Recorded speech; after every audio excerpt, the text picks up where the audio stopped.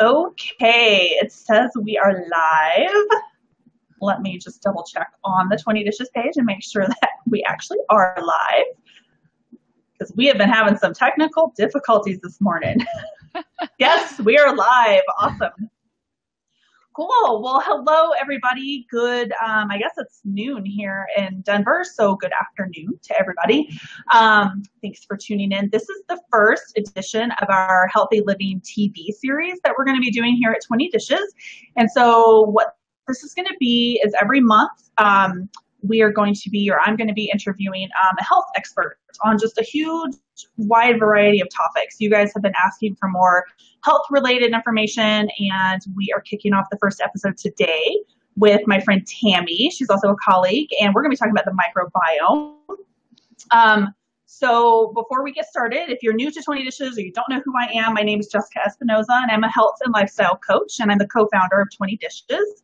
And I'm really excited to do this series and bring you guys some extra health info, because we're very focused on nutrition and helping people eat real food over there. But there's a lot more that goes into health and wellness than just what you put on your fork. So we're going to bring you some extra info. So we're going to dive in and talk about the microbiome today. Some of you guys have probably heard about the microbiome. It's kind of a buzzword now, and even mainstream media is picking up some of the microbiome stuff, and you'll occasionally see articles and pretty big publications about the importance of it. So Tammy is our resident expert in the microbiome, so I'm excited to talk to her today, and I know you guys are going to love it. Before we dive in, Tammy, I want you to introduce yourself. Tell people a little bit about why you're so passionate about the microbiome.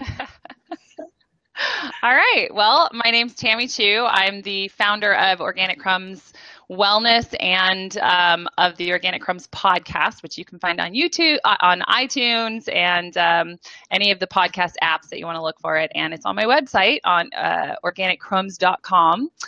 And I am a holistic nutritionist. I graduated almost a year and a half ago now with my master's degree in holistic nutrition. And it was my second master's degree because I'm kind of a crazy educator. Wow. Right? I know. And my first one was actually in education. So I was a teacher before I was a nutritionist, and then I was a parent before I was a nutritionist. And actually it was because my son was born with allergies that we didn't know anything about. And, within 3 weeks of his life, he was just covered in what they call eczema, but it was, he was head to toe. And so I was like, there's got to be something going on. And so we spent the next probably 3 or 4 years just figuring out what his allergies were. And then I spent the next 2 or 3 years after that just researching where allergies come from. And because we never had anything like that in my family. And so it just led into me going back to school, because I kind of came to an end of like where my resources were. And so I had to go seek out more. So here I am. Yeah, that's perfect along the lines of one of the things that one of my instructors always says is you teach what you need to know. So that's, kind of where my story is too, that I, became interested in a certain thing because of my own healing journey. And then that's kind of what sparked the interest to go in a new direction. So it sounds like the same for you. Yeah. And you have such a great background that you already have a master's in education. So you're perfect to, really be helping and educating people. Well, I try, and it is definitely my passion. I mean, even when I went into nutrition, it was like, I don't need to go into the education nutrition. I need to get as much information as I can because I already know how to teach it. I've got that covered. And so that has been my focus. It's been about teaching people. And honestly, it's really funny because I think now my goal is to actually reintroduce people to themselves and then give them the tools to nurture that relationship, right? Because that's what nutrition is really all about. So that's it's kind of shifted a little bit. Yeah. And it's interesting. And it always will. Yes. We're constantly evolving. Yes, absolutely. Absolutely. Awesome. Well, you have quite the great background. So let's dive into the microbiome stuff. So let's talk about first, because we have kind of a wide range of people who are going to be tuning into this video. We've got a lot of like very health conscious, very, well-educated people, but we also have a lot of people who are kind of new to real food, and they may have heard about the microbiome in passing, but they don't really know what it is. So can you talk a little bit about what it even is? Yeah. So let's see, starting with kind of the basics. We've always known that we kind of live with bacteria. We've always known that we live some symbiotically with bacteria, but for like the last probably 100 years, we've kind of thought that we lived in competition with bacteria. So we've had this whole hygiene where we want to be ultra clean and we do all these things, right? But what they found about maybe 30 or so years ago is that we have a lot more bacteria that's symbiotic, that's important to live together with, that we are reliant upon than we originally thought. And in the last 10 years, they've come up with, the testing has become more affordable. And so a lot more research has been done on what bacteria is in our gut and what bacteria is on our body. And what we're finding is that we actually, as humans, have about 100 times more bacteria DNA-wise on our body than we have human DNA. And so really, we're a lot less human than we are bacteria in reality. And in terms of the number of bacteria to human cells, we actually have about 50-50. So I like to say that, every time you have a bowel movement, you become a little bit more human. Awesome. We're like literally a human petri dish. We totally are.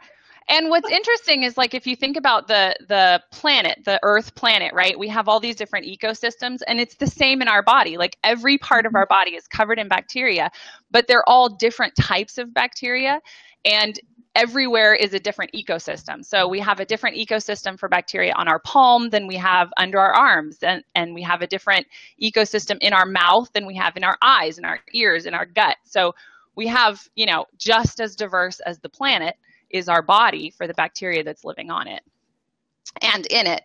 So kind of a crazy thought when you really start thinking about it, because you start looking at your skin saying, there's a bunch of stuff there. It's true. And the more you dive into it, the more you're like, oh my gosh, like it's all related. So when we go back to our gut, about 70% of our bacteria is in our gut, which is interesting because about 70% of our immune system is also based on our gut. And so when you think about kind of what is happening in our gut and how it's really a second brain, right? Then it's really super interesting to start going into what kinds of bacteria, what live there. And it's not just bacteria. The microbiome is actually the whole ecosystem of the gut. So you're talking about funguses and viruses and, all kinds of other living things that are in there.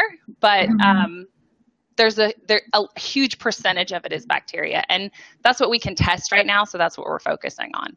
So in the last 10 years, there's been a tremendous amount of research into the gut microbiome and finding out what it is and what's there and what has changed and how our guts look different from, indigenous tribes in Africa. And, so there's lots and lots of interesting information coming out about the gut microbiome. It's crazy. Just in the last, I started like kind of in the real food world back in 2009, and I had never even heard the word microbiome. I knew nothing about gut health. People weren't talking about that kind of stuff. And then, started exploding kind of around 2011, 2012. But then just in the last like 3 years, the amount of knowledge that we have about the microbiome now and the availability of testing and kind of really starting to look at each person's individual microbiome and what can we do to help improve it? Because like you said, ultimately our immune system is reliant on a healthy microbiome. And if we don't have a healthy microbiome, we're not going to have a healthy immune system. So. Yeah. And actually what they're finding is that it's not just, it's, our immune system is all of it, but everything is based on the microbiome. They're talking about brain diseases. They're talking about neurological diseases. They're talking about autoimmune function. They're talking about, the way that you sleep, your digestion.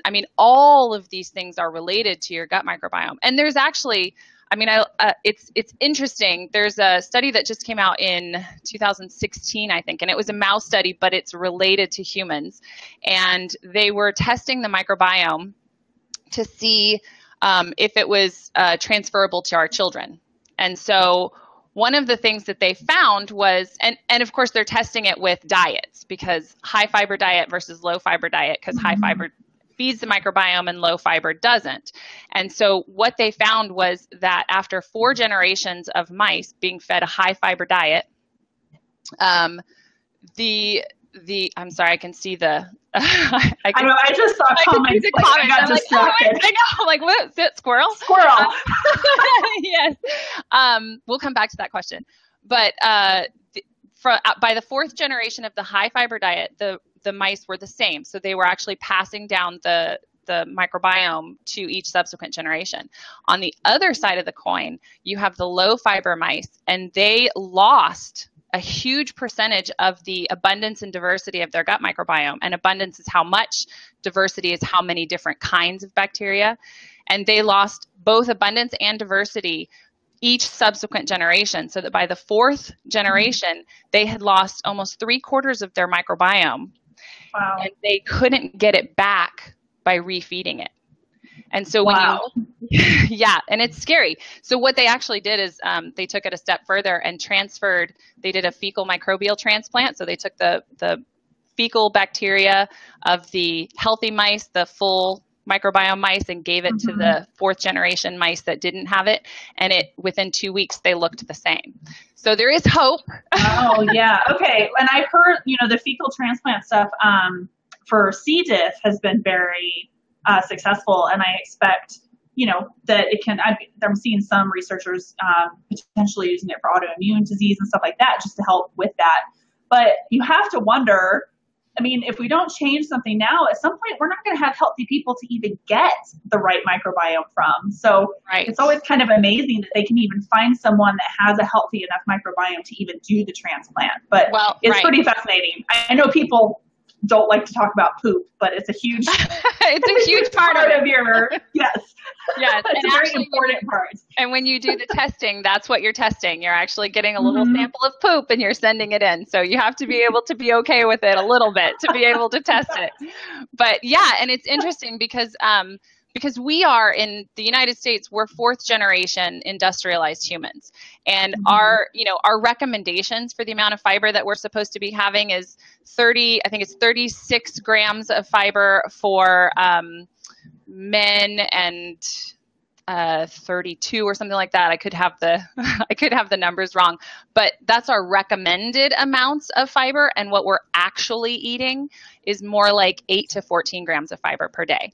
And so we're losing huge amounts of our microbiome with each subsequent generation. And we're in the 4th generation. And so if you look at the mouse study and how much of our bacteria that we've lost, and then you compare it with indigenous tribes like the Hadza tribe in East Africa, and East Africa is where scientists believe that human civilization started. So that's kind of an important focal point for this is our original ancestry kind of thing. And so these people are living as close to their ancestors as really anybody in the world is. And so we're out there testing their microbiomes, and they're, going and finding their poop piles and digging through, but they're finding that this tribe in East Africa has a huge diversity and abundance of bacteria. And some of them we've never even heard of because we've only been testing for, 10 or 15 years. Right.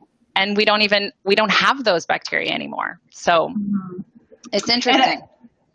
Is the bacteria, it's going to vary from culture to culture, right? Depending on your environment that you're in. So your East African tribes are going to be different than people in Russia and people here and people in South America. Yeah. And depending on how much fiber you eat and what you're exposed to in your environment. And yeah, so it's going to be different, but we want to see more abundance and we want to see more diversity. So if we're just comparing the number of bacteria that they have compared to the number we have, it's frightening. It really is, because even if we don't have the same bacteria, we should have at least similar abundance to have it really be a healthy. And these are people who don't have any of the common diseases that in the Western society that we have today.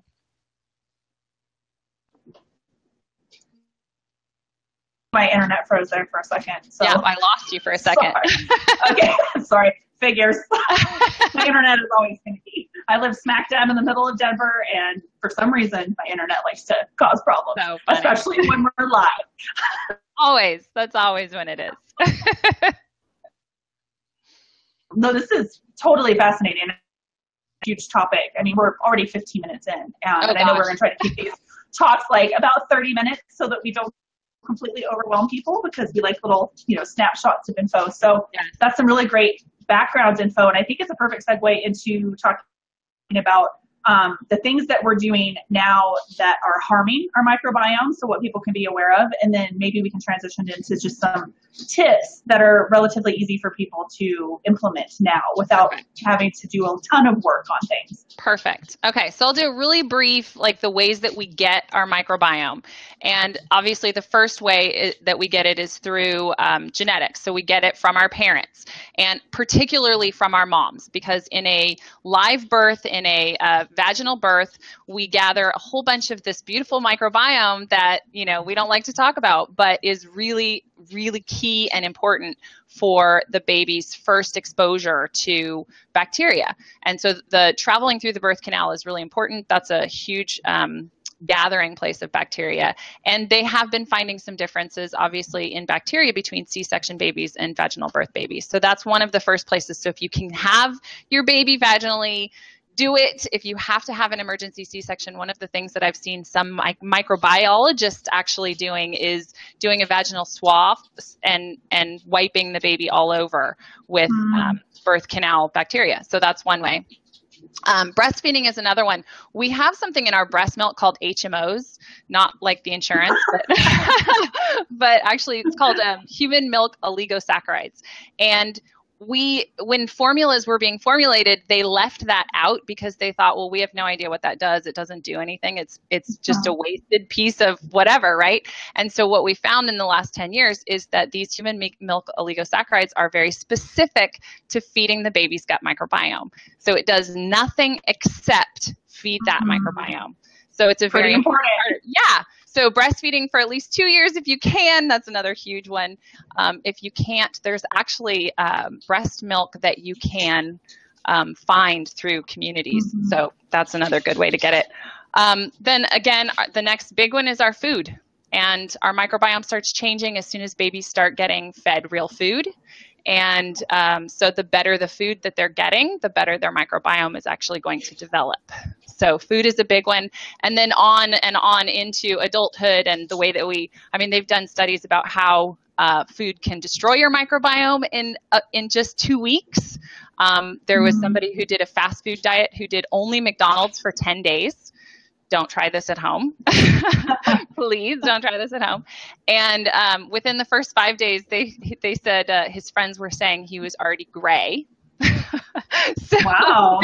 He had some complexion issues by the 5th day, but by the 10th day, he had lost over 50% of his microbiome. And within a year after the experiment, he was still working to recoup the loss. So that is really taking one for the team in the name of science to be willing to destroy your microbiome, because he's going to struggle to get that back. Yeah. So. Yeah. And he was in college, We kind of do a lot of things in college that. True. It's important information. So I think for doing that. But, that is, I guess there really is no other way to really test that kind of stuff. Right. We could do it on animal tests, but. Right. And most scientists won't actually do it because it's not ethical. You can't, so that's another one. And then we get it from our pets, from the people that we live with, people who have lived together for a long time. You actually start to see similar microbiomes for them. And part of it is because they're sharing food, but part of it is because they're sharing their habitat.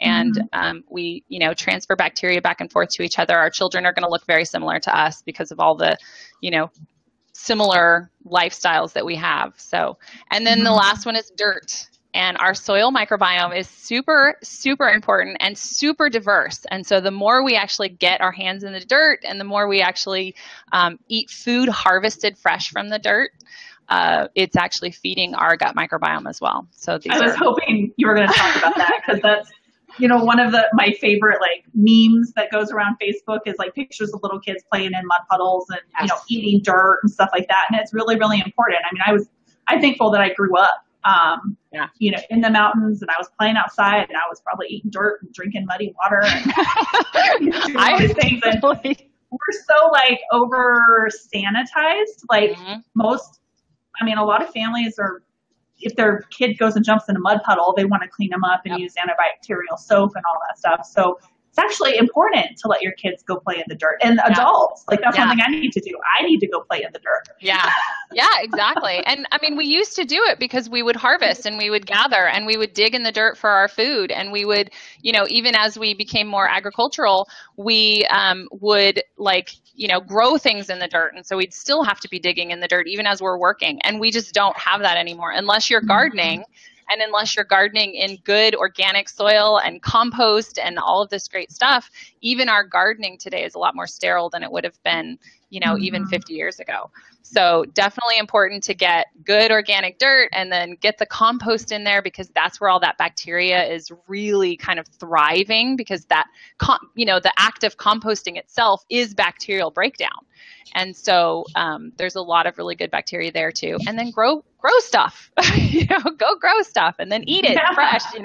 Eating a carrot straight from the ground is going to give you bacteria that you can't get buying a carrot in the store. It's just, they've again, over sanitized. So yeah. And then to your point on the antibiotic hand soaps and antibacterial, everything that we use, it's horrible, horrible, horrible for our microbiome. It really is. And so the less antibiotics that we use and the less antibacterial soaps and shampoos and, all of these things, the better off we will be. So if we can get rid of those things, those are big things. We've become way too germ phobic. Yes. Yes. And I catch myself even being kind of overly germ phobic. Sometimes I'm like, I don't really need to sanitize that, do I? Right. You don't most of the time.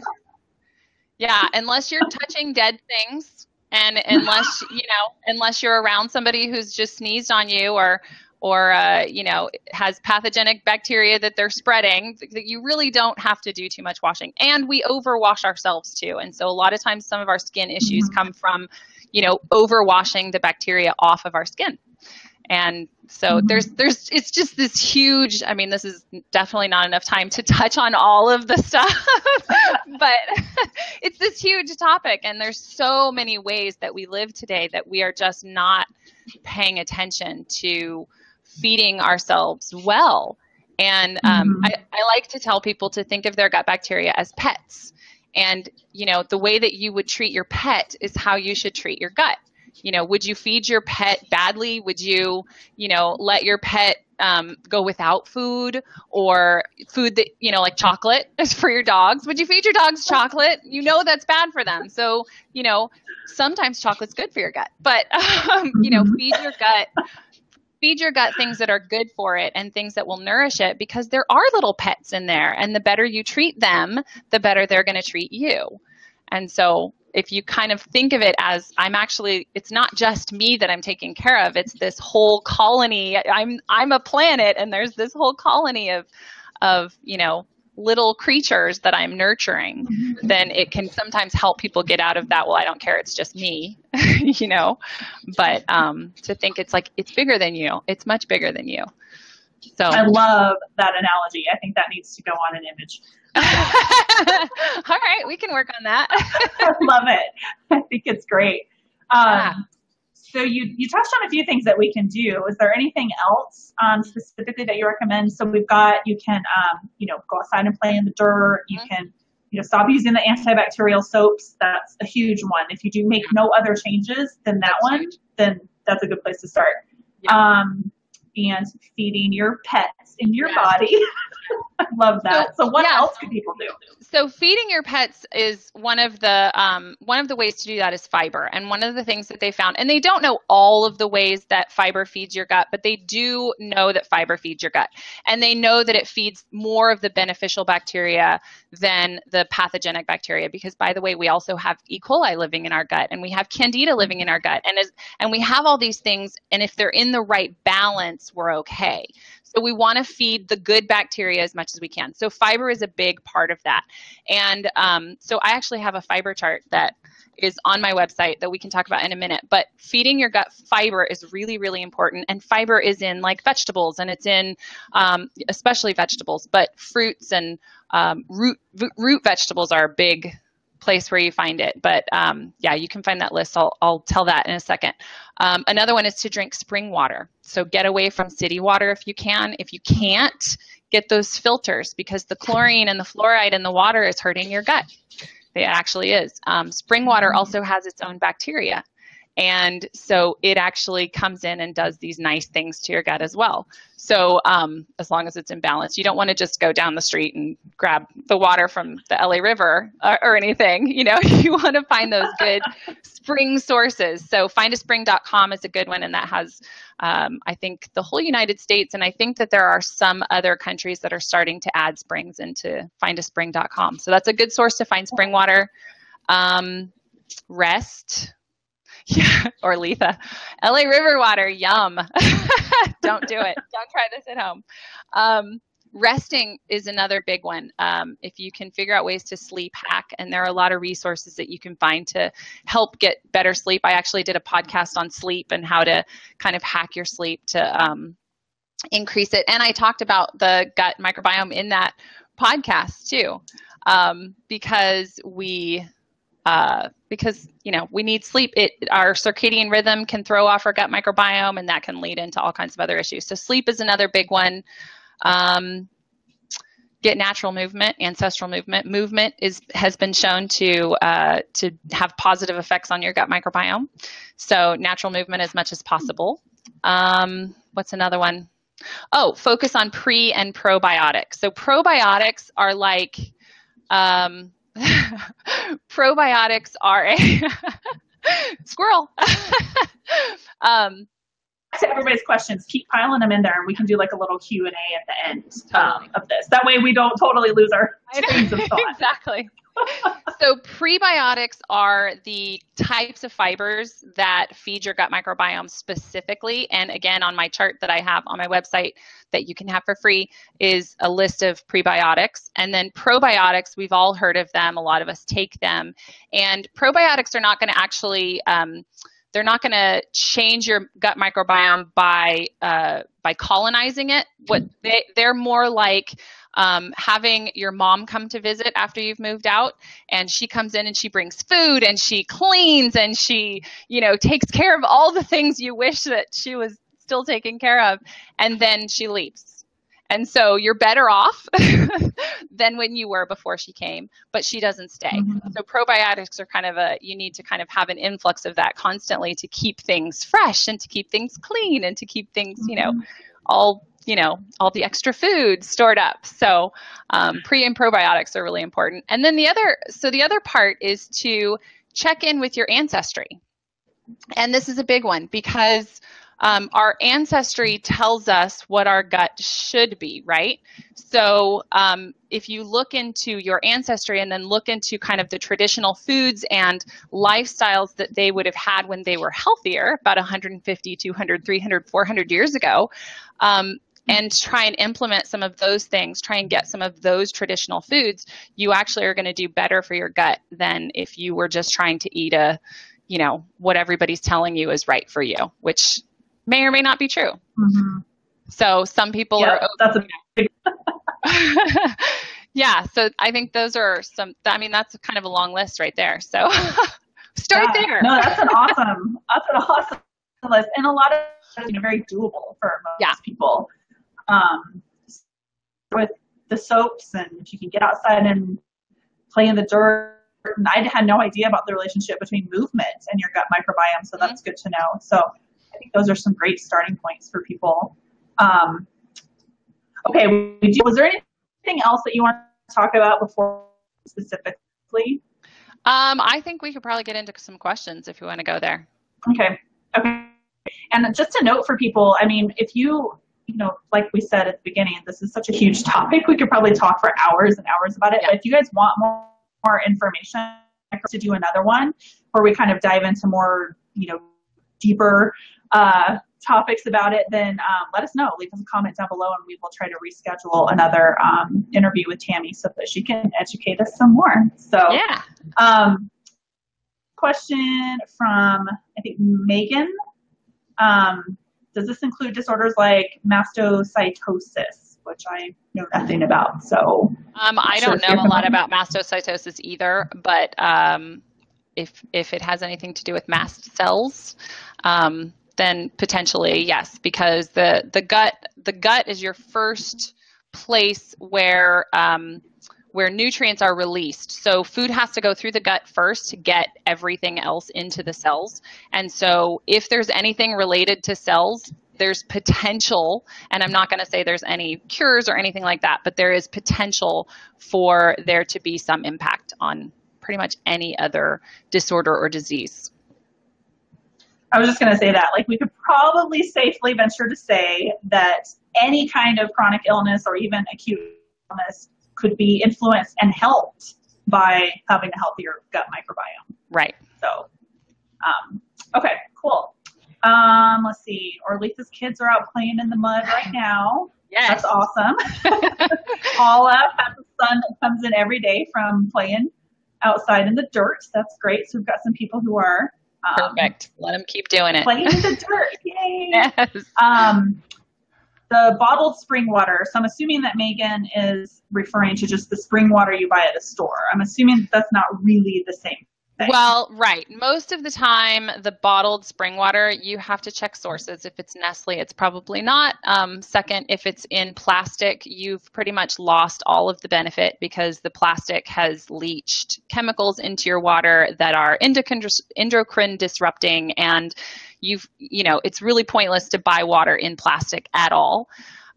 There are some companies, there's one, I was trying to think of the name of it, Mountain Valley is one of them that I actually buy because I can't. My nearest spring is 45 minutes away driving. We have to park on the side of the freeway and then hike 3 miles in to get water, and then 3 miles out and then hauling water, 5-gallon buckets over your shoulder, and then, hop on the freeway again. So we do not get local spring water. So I do buy it. I buy Mountain Valley, and it's in glass bottles, and you can taste the difference. I have a hard time. I mean, I'm a super taster too, so not everybody can. My kids can't taste the difference. They don't care. But there is a difference, and sometimes you can taste kind of that living feeling in water. So, yeah. Okay. Snoring. So Orletha wants to talk about snoring. Let's do it. So I don't know if that'll make a difference in relation to snoring.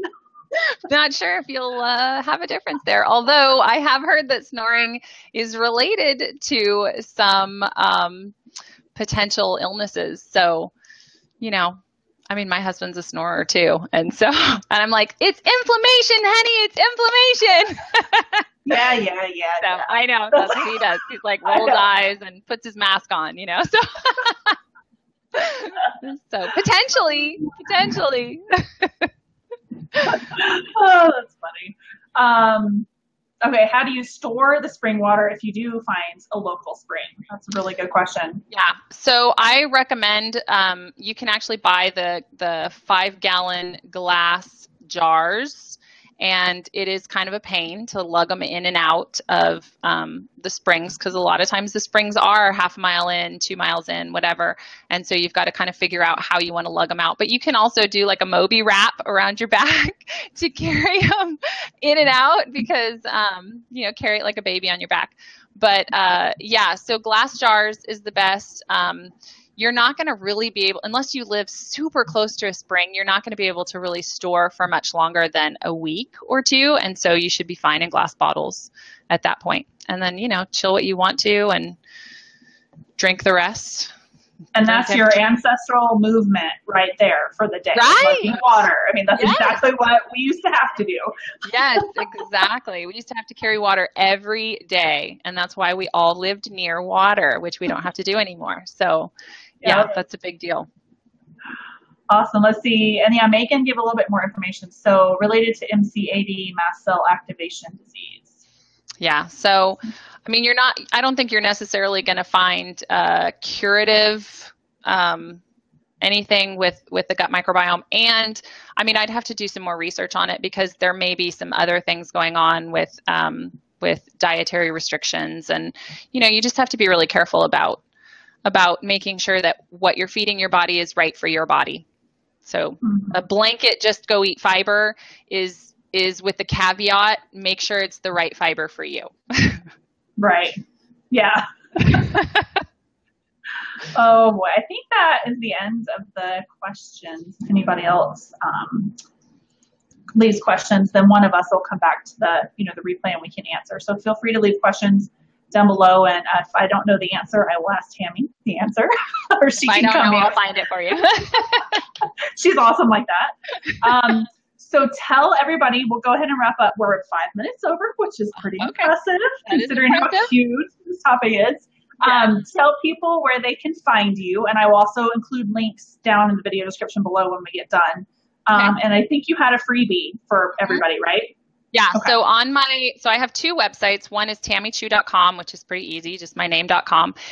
It's being redone right now. So it's not super pretty right now, but there is a pop-up. And if you plug in your email, it'll take you to a download and you can get the gut feeding chart. And basically it's a list and it's broken up by types of food. So I actually have the nightshades separate from legumes, separate from I can't remember. It's all different. They're all different so that if you have restrictions in your diet that you can look at just the section that's for you. And then I also have a section on prebiotics. So you can kind of focus on prebiotics and get those into your diet as much as you can. And that is at TammyChu.com. And then my other website is organiccrumbs.com. And that is where my podcast is housed. So if you want to go check that out, I'm going to be blogging a little bit more in the next couple months. I don't blog very much, but there will be some things there. And you can find me at Organic Crumbs Wellness on Facebook, and I'm very active on that page. And so, questions, I love answering questions. So if you have questions, that's great. Love it. Yay! Well, hopefully you'll get some new readers and stuff to check out your information. Your podcast is awesome. So thank you. That's great. And I have a feeling that I will have you back on this series anyways. Yay! You have so much information about everything. I think it'll be fun. And you're fun to talk to. So thank you. And you're going to be on my podcast too. You promised. So I know. I was supposed to do that, in December or something? And it'll happen. Life got in the way. But yes. Yeah, that'll be awesome. Very cool. Well, thank you, Tammy, for being here with us today. And thank you, everybody else, for tuning in and watching. Hopefully it was helpful. And like I said, this is going to be an ongoing series. So if you have a health expert that you would like to see me interview, then leave me a name or send us a message or whatever and let me know, and I'll reach out to them and see if they want to come on. And then if you have topics that you guys are interested in, specific things that we can do to help you in your health journey, let us know as well. We want to customize this information to really be as beneficial to you as possible. So leave us questions down below. We really appreciate you guys tuning in, and I will see you guys again soon. Bye, everybody.